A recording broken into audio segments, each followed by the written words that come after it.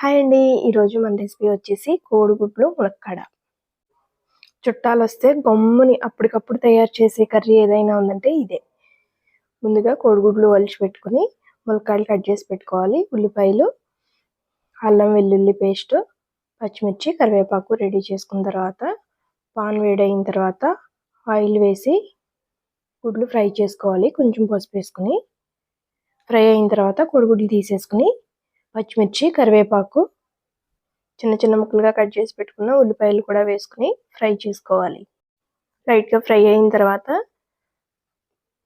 ఉప్పు, కొంచెం పసుపు, అల్లం వెల్లుల్లి పేస్ట్ వేసుకుని మూత పెట్టి బాగా మగ్గించుకోవాలి. లైట్ గోల్డెన్ బ్రౌన్ వచ్చేంత వరకు ఫ్రై అయిన తర్వాత ములక్కాడ ముక్కలు కూడా వేసుకుని కాసేపు మగ్గనివ్వాలి.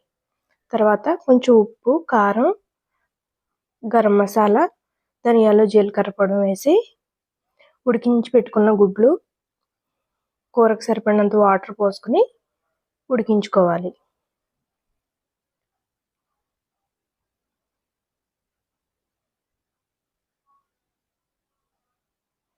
ఇప్పుడు మన కర్రీ రెడీ అయిపోయింది.